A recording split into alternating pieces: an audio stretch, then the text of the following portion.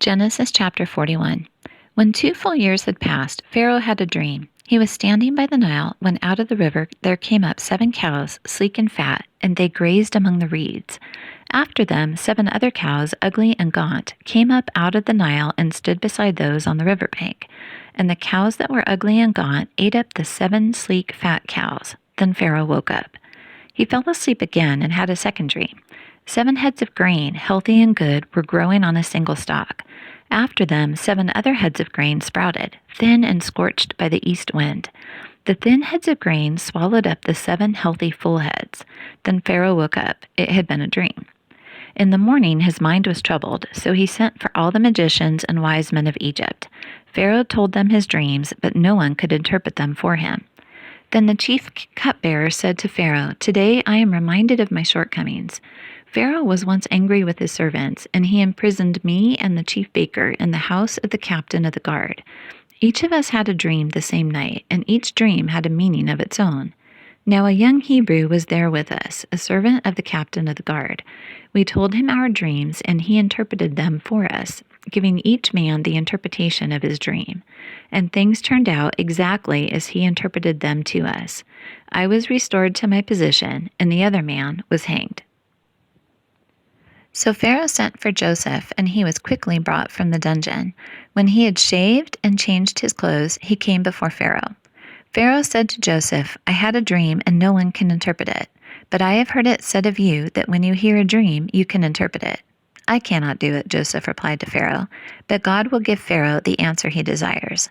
Then Pharaoh said to Joseph, "In my dream I was standing on the bank of the Nile, when out of the river there came up 7 cows, fat and sleek, and they grazed among the reeds.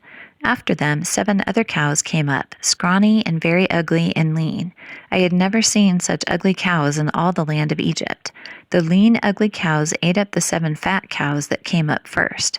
But even after they ate them, no one could tell that they had done so. They looked just as ugly as before. Then I woke up.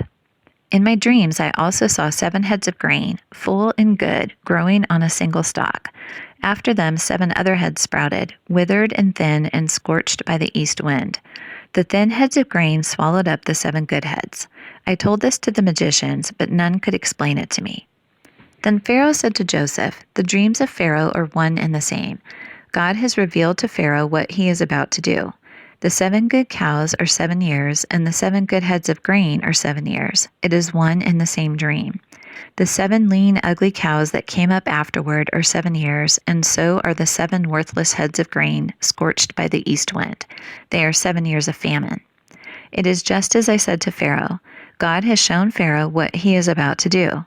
7 years of great abundance are coming throughout the land of Egypt, but 7 years of famine will follow them. Then all the abundance in Egypt will be forgotten, and the famine will ravage the land.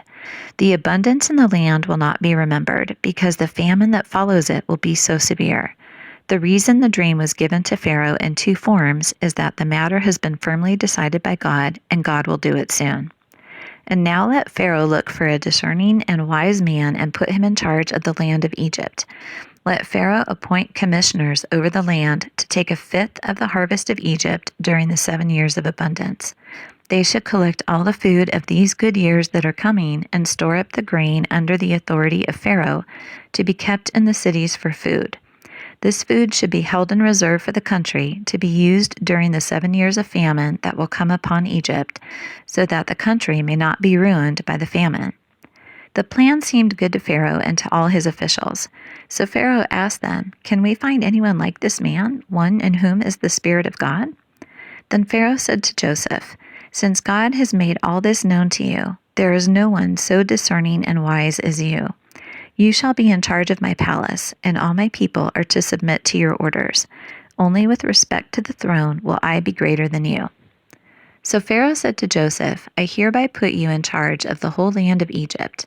Then Pharaoh took his signet ring from his finger and put it on Joseph's finger. He dressed him in robes of fine linen and put a gold chain around his neck. He had him ride in a chariot as his second in command, and men shouted before him, "Make way!" Thus he put him in charge of the whole land of Egypt. Then Pharaoh said to Joseph, "I am Pharaoh, but without your word no one will lift hand or foot in all Egypt." Pharaoh gave Joseph the name Zaphanath-Paneah and gave him Asenath, daughter of Potipharah, priest of On, to be his wife. And Joseph went throughout the land of Egypt. Joseph was 30 years old when he entered the service of Pharaoh, king of Egypt. And Joseph went out from Pharaoh's presence and traveled throughout Egypt. During the 7 years of abundance, the land produced plentifully. Joseph collected all the food produced in those 7 years of abundance in Egypt and stored it in the cities. In each city, he put the food grown in the fields surrounding it. Joseph stored up huge quantities of grain like the sand of the sea. It was so much that he stopped keeping records because it was beyond measure.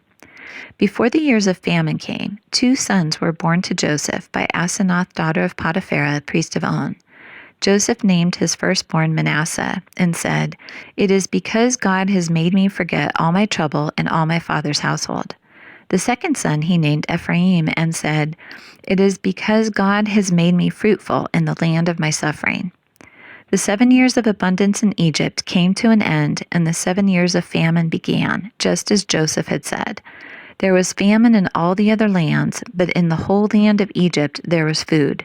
When all Egypt began to feel the famine, the people cried to Pharaoh for food. Then Pharaoh told all the Egyptians, "Go to Joseph and do what he tells you."